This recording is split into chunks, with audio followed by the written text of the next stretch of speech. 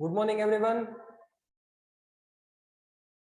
Mike બધાનું બંધ રહેશે અને વિડિયો બધાના ચાલુ રહેશે.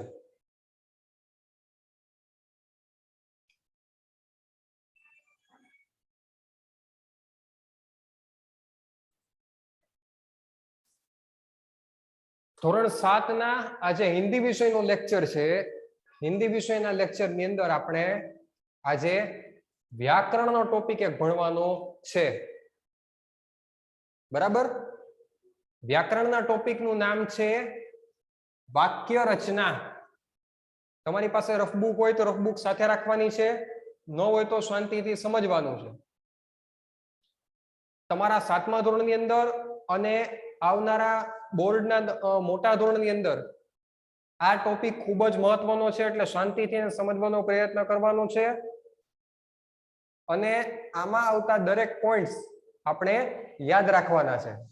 બરાબર. હવે વાક્ય રચના એટલે આપણે આ નામ સાંભળીએ એટલે આપણને થોડી ઘણી ખબર પડે છે કે વાક્ય રચના એટલે કોને કહેવાય. જે આપણે બોલીએ છીએ જે વાક્ય એને આપણે વાક્ય કહીએ છીએ. પણ ખરેખર વાક્ય રચના એટલે થાય શું, એની વ્યાખ્યા શું હોય, વાક્ય છે એ કેમ ખબર પડે? તો સૌથી પહેલા આપણે એનું ઉદાહરણ જોઈએ. ઉદાહરણ ઉપરથી આપણે સમજવાનો પ્રયત્ન કરીએ કે વાક્ય રચના એટલે શું થાય. ધારો કે પેલું ઉદાહરણ છે, ઘર સુંદર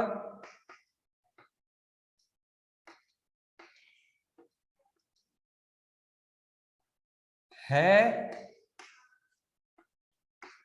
बहुत तुम्हारा. આ એક વાક્ય થયું. પછી બીજું વાક્ય લખીએ, पौधा खिला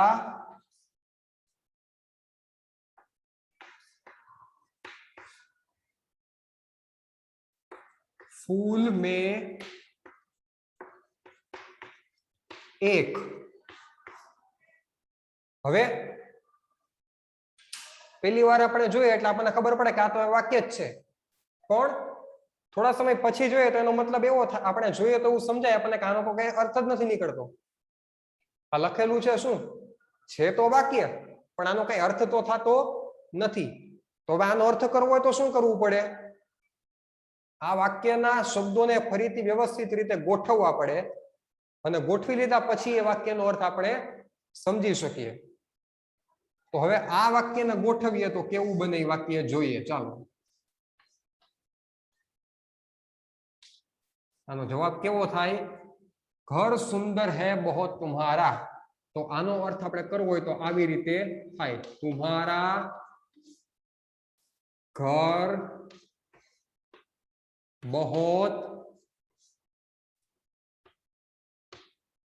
સુંદર હૈ. હવે આને આપણે વાક્ય કહી શકીએ, કારણ કે હવે આનો આપણે અર્થ કાઢી શકીએ. એટલે હવે આ વાક્યનો અર્થ નીકળી શકે, આનો કઈ અર્થ નીકળે નહીં. હવે બીજું વાક્ય આવી રીતે,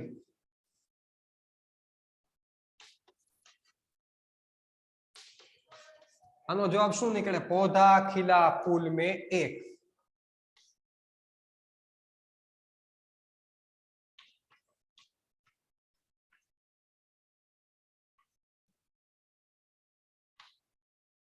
पौधे में एक फूल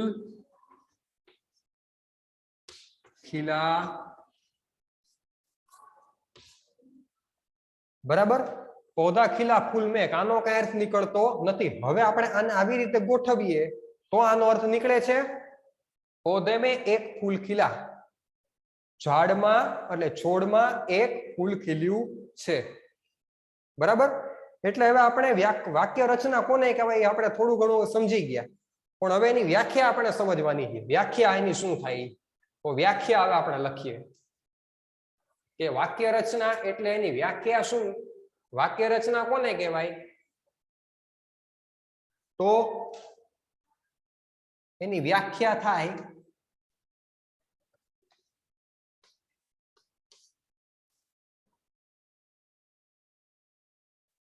वाक्य रचनाની व्याख्या શું થાય? જો ભાઈ વ્યાખ્યા બધી હિન્દીમાં લખવાની છે કારણ કે હિન્દી व्याकरण આપણે ભણીએ છીએ એટલા માટે। शब्दों के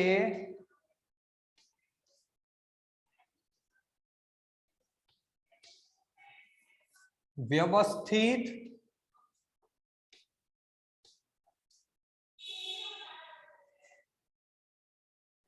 तथा सार्थक समूह को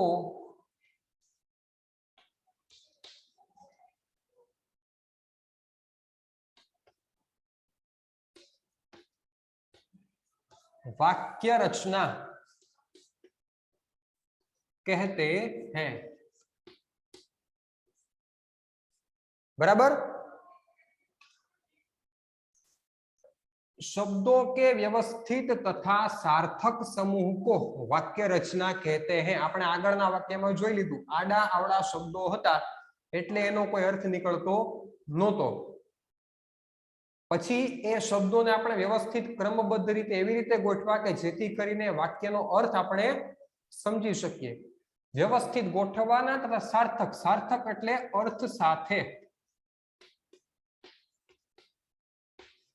એવા વાક્યોને વ્યવસ્થિત રીતે ગોઠવવાના કે જે ગોઠવ્યા પછી એનો અર્થ કંઈ નીકળી શકે વાક્યનો, એને કહેવાય વાક્ય રચના।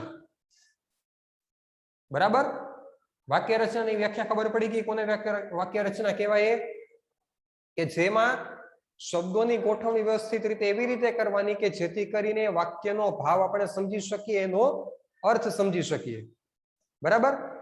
હવે વાક્ય રચનાની વ્યાખ્યા આપણે જોઈ લીધી।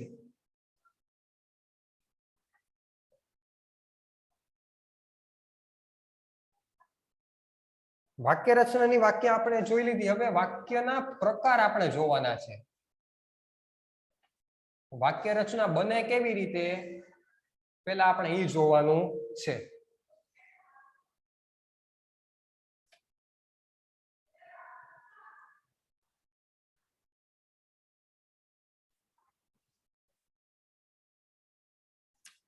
વાક્ય છે એ બે વસ્તુના મેળથી બને। આ બે બાબતનો મેળ હોય ત્યારે વાક્ય બને। કઈ બે બાબત? પેલું છે ઉદ્દેશ્ય અને બીજું છે એ છે વિધેય। પેલું છે ઉદ્દેશ્ય અને બીજું છે એ છે વિધેય। હવે ઉદ્દેશ્ય કોને કહેવાય અને વિધેય કોને કહેવાય એ આપણે સમજવાનું છે। उद्देश्य कोने कहेवाय?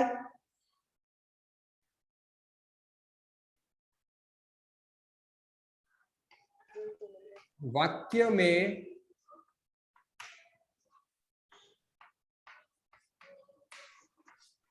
जिसके बारे में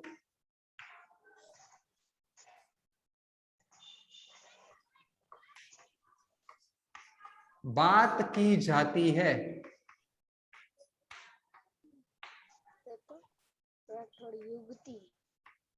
उन्हें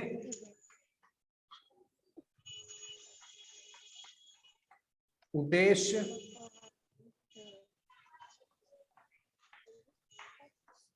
कहते हैं। बराबर। वाक्यમાં જેના વિશે વાત કરવામાં આવે છે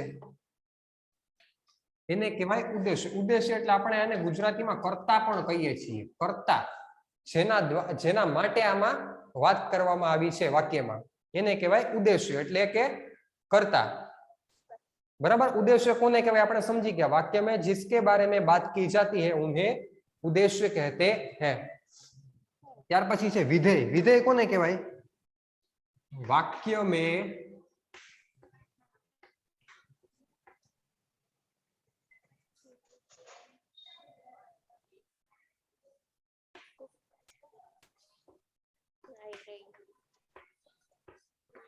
उद्देश्य के लिए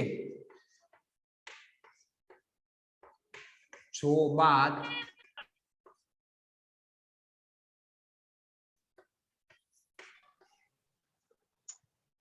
की जाती है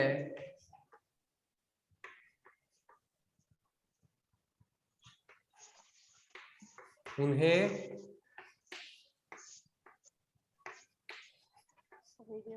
विधेय कहते हैं। હવે વિધેય એટલે શું? વાક્ય में उद्देश्य के लिए कर्ता માટે જે વાત કરવામાં આવે છે એને કહેવાય વિધેય। બરાબર? કર્તા માટે જે વાત કરવામાં આવતી હોય એને કહેવાય વિધેય। ઉદ્દેશ્ય એટલે વાક્યમાં જેના માટે વાત કરવામાં આવતી હોય તે છે ઉદ્દેશ્ય। વાક્યમાં કર્તા માટે જે વાત કરવામાં આવતી હોય એ વાતને કહેવાય વિધેય। બરાબર? અને ઉદાહરણ આપણે જોઈએ એટલે હમણાં આપણને ઓટોમેટિક સમજાઈ જશે। હવે ઉદ્દેશ્ય અને વિધેય આપણે સમજી ગયા, કોને ઉદ્દેશ્ય કહેવાય કોને વિધેય કહેવાય।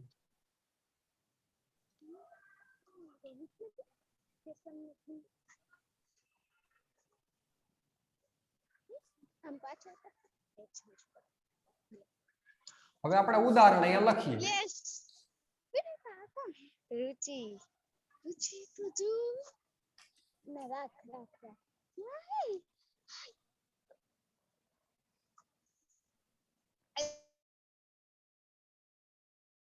દરેકનું માઇક બંધ રહેશે જ્યાં સુધી મારું ભણાવવાનું ચાલુ હોય ત્યાં સુધી। પેલું વાક્ય લખીએ,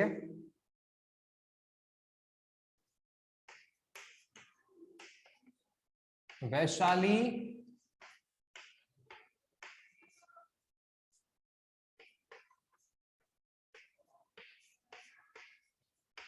कपड़े धो रही थी। बराबर? હવે અહીંયા કેવું વાક્ય છે કે જેમાં ઉદ્દેશ્ય કે વિધેય આવતું હોય એવું। બરાબર? હવે આમાં ઉદ્દેશ્ય એટલે કર્તા, કાર્ય કરનાર। કોણ છે આમાં કાર્ય કરનાર? આમાં કાર્ય કરનાર છે વૈશાલી। બરાબર? આ શું છે? ઉદ્દેશ્ય। બરાબર? જે કર્તા માટે વાત થતી હોય તેને કહેવાય ઉદ્દેશ્ય। બરાબર? ત્યાર પછી કર્તા માટે જે વાત કરવામાં આવે છે, કઈ વાત કરવામાં આવે છે? વૈશાલી શું કામ કરે છે? તો આ છે એ છે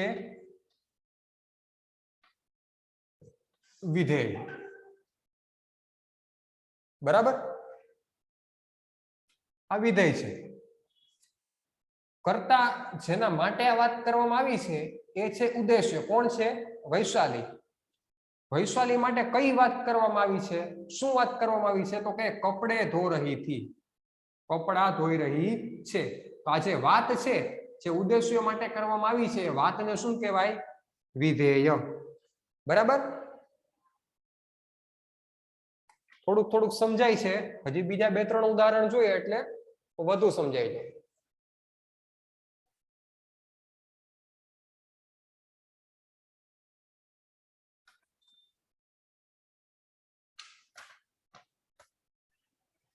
હવે આપણે 2-3 ઉદાહરણ સાથે જોઈએ।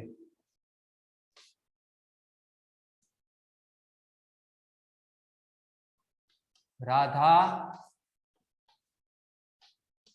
सितार बजा रही थी। बराबर? राधा सितार बजा रही थी। ત્યાર પછી છે नाविक नाव चला रहा था।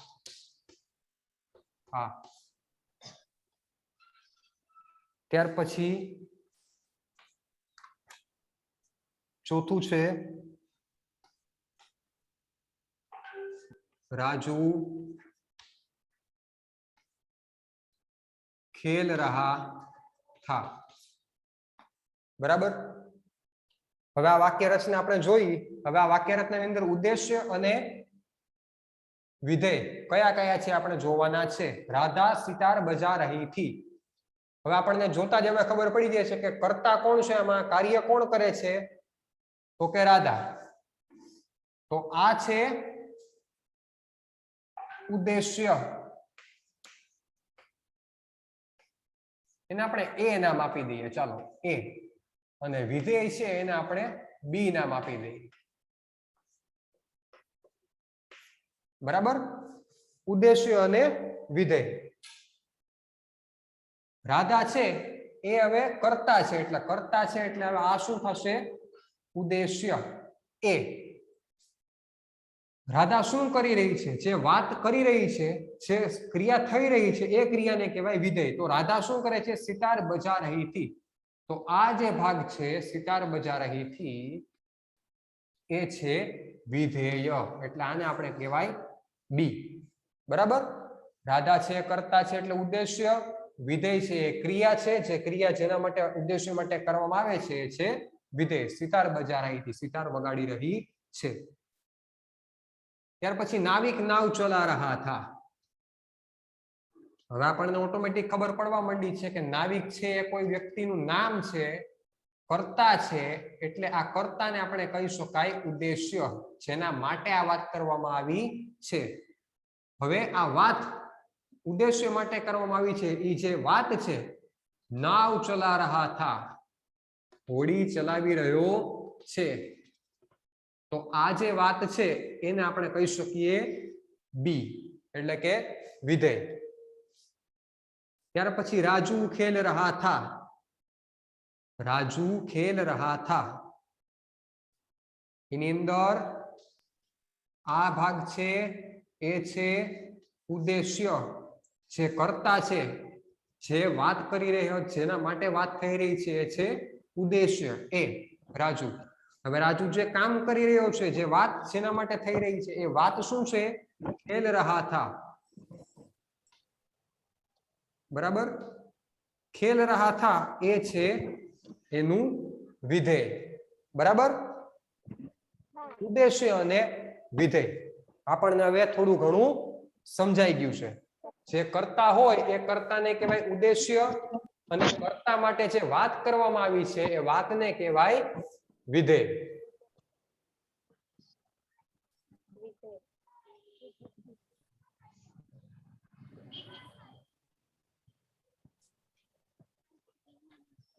ચાલો હવે જેના કેમેરા ઓન છે અને જેનું માઇક ઓફ છે એમાંથી કોઈ પણ એકને હું વાક્ય લખું છું, એમાંથી પૂછીશ કે ઉદ્દેશ્ય કયો છે અને વિધેય કયું છે. બરાબર. ચાલો પેલું વાક્ય છે, રાધા નાચ રહી થી. અને બીજું વાક્ય છે એ છે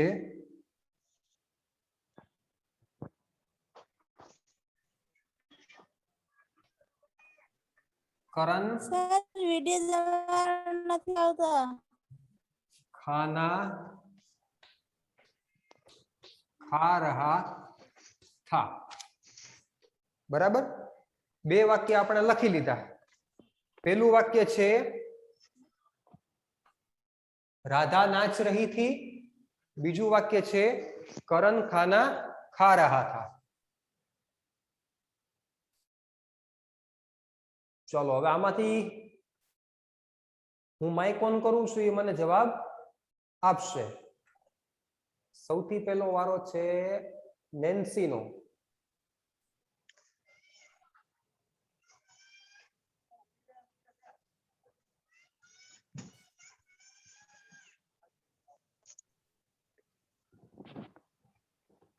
પહેલા વાક્યમાં ઉદ્દેશ્ય કોણ છે નેન્સી? ઉદ્દેશ્ય કોને કહેવાય?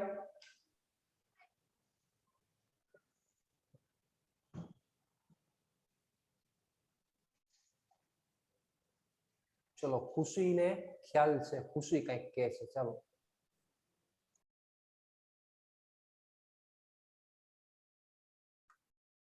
બોલો ખુશી.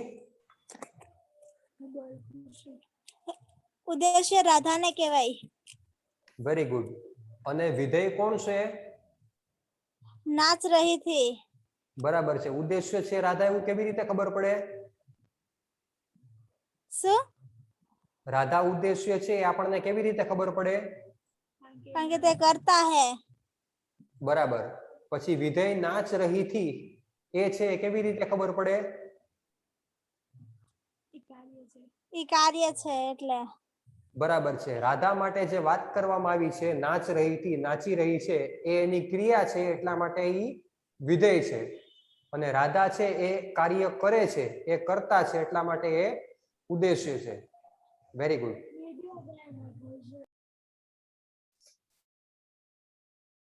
ચાલો એના સિવાય બીજા વાક્ય માટે કર્તા અને ઉદ્દેશ્ય કોણ છે? કોણ કહેશે મને? તમારા મોર ઓપ્શનમાં હેન્ડ રેઝ નો ઓપ્શન છે એ કરો.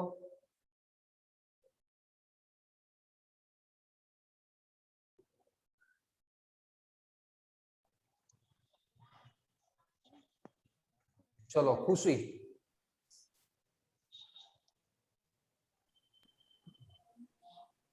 ઉદ્દેશ્ય કરણને કહેવાય.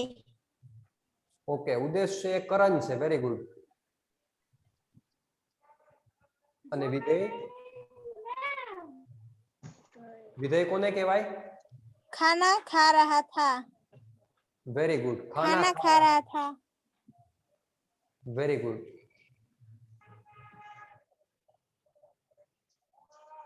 રોશની, વિધેય કોને કહેવાય બીજા વાક્યમાં?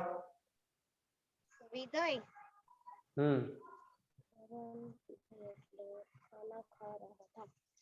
ખાના ખા રહા થા.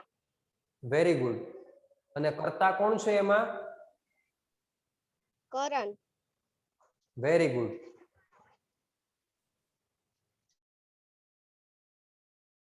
હવે આપણે સમજી ગયા કે આ બે વાક્યની અંદર કર્તા કોણ છે? પેલામાં છે રાધા છે, બીજામાં છે એ કરણ છે. આ છે એ ઉદ્દેશ્ય છે, આ પણ છે એ ઉદ્દેશ્ય છે. ત્યાર પછી બંનેની અંદર વિધેય કોણ છે? નાચ રહી થી. આ ક્રિયા જે ઉદ્દેશ્ય માટે કરવામાં આવે છે ક્રિયાને કહેવાય વિધેય. એટલે આ વિધેય છે. એવી રીતે આ પણ એક વિધેય છે, કારણ કે આ ઉદ્દેશ્ય માટે આ ક્રિયા કરવામાં આવે છે. બરાબર. હવે ઉદાહરણ બધા આપણે સમજી લીધા. હવે એક એક ઉદાહરણ તમારે મને કહેવાનું છે અને એમાં વિધેય કયું છે અને ઉદ્દેશ્ય કયું છે એ પણ તમારે મને સમજાવવાનું છે. તમે અહીંયા બોલતા જશો હું અનમ્યુટ કરું ત્યારે, એટલે હું એ વાક્ય લખીશ અને વાક્ય લખાઈ જાય એટલે એમાં ઉદ્દેશ્ય કયો છે અને વિધેય કયું છે એ તમારે મને કહેવાનું છે.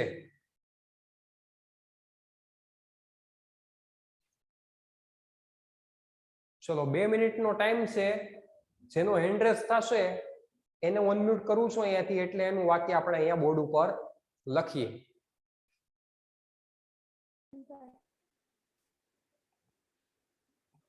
સર વાક્ય બોલવાનું છે ને? હા બેટા. હું કહું? હા બોલો. अमन पढ़ रहा है. ઓકે, ચલો ખુશી એવું કીધું છે કે એક વાક્ય એને કીધું છે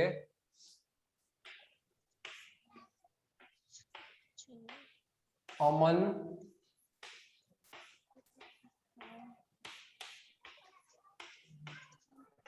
પढ़ रहा है. હવે આ એક વાક્ય આપણે લખી લીધું. હવે ખુશી આપણને કહેશે કે આમાં વિધેય કયું છે અને ઉદ્દેશ્ય કયું છે.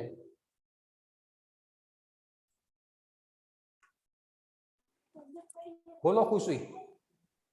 શું? વિધેય કયું છે અને ઉદ્દેશ્ય કયું છે? ઉદ્દેશ્ય અમન છે અને પડ રહા હૈ એ વિધેય છે. આ છે એ શું છે એનું ઉદ્દેશ્ય,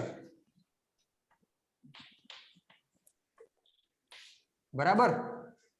અને આ છે એ શું છે, હૈ આ શું વિધેય. છે? વિધેય છે. ઓકે, વિધેય ઉદ્દેશ્ય આ છે કેમ ખબર પડે?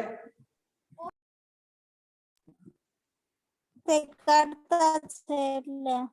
ઓકે, આ કરતા છે એટલે આપણને ખબર પડે છે કે આને ઉદ્દેશ્ય કહેવાય. અને વિધેય કોને કહેવાય? કાર્ય. કાર્ય, બરાબર. પણ કોના માટે કરેલું કાર્ય?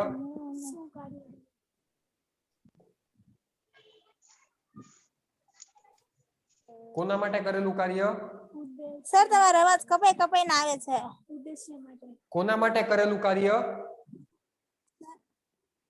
ઉદ્દેશ્ય. ઉદ્દેશ્ય માટે, બરાબર. હવે આપણને ક્લિયરલી સમજાય ઉદ્દેશ્ય કે ઉદ્દેશ્ય માટે કરેલું કાર્ય એટલે વિધેય. અને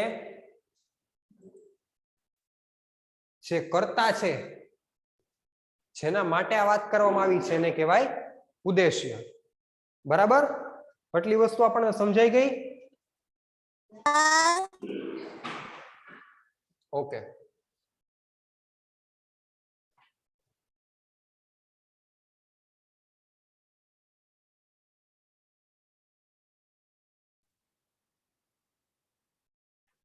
હવે આપણે વાક્ય રચના વિશે સમજી ગયા. વાક્ય રચના કોને કહેવાય? કે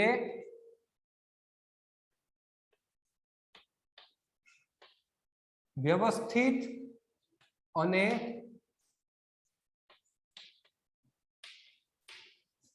સાર્થક,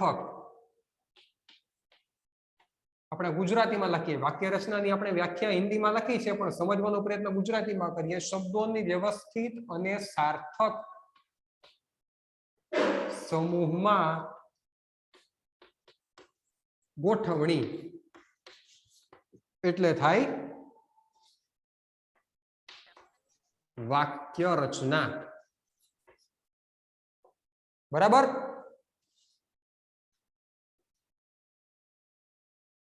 વાક્ય રચનાની આપણે વ્યાખ્યા જોઈ લીધી. શબ્દોની વ્યવસ્થિત અને સાર્થક સમૂહમાં એટલે અર્થ સાથે નહીં, શબ્દોની ગોઠવણી એટલે વાક્ય રચના. વાક્ય રચનાના બે ભાગ આપણે જોયા. એમાં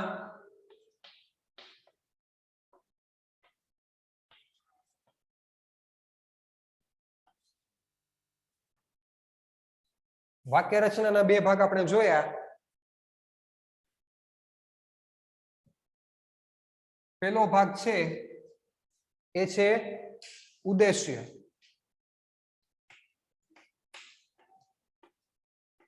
બીજો ભાગ છે એ છે વિધેય, બરાબર. ઉદ્દેશ્ય કોને કહેવાય? જેના માટે કોઈ વાત કરવામાં આવતી હોય તે, એને કહેવાય ઉદ્દેશ્ય.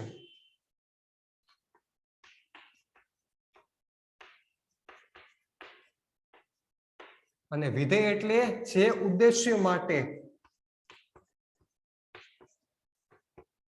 વાત કરવામાં આવતી હોય તે વાત.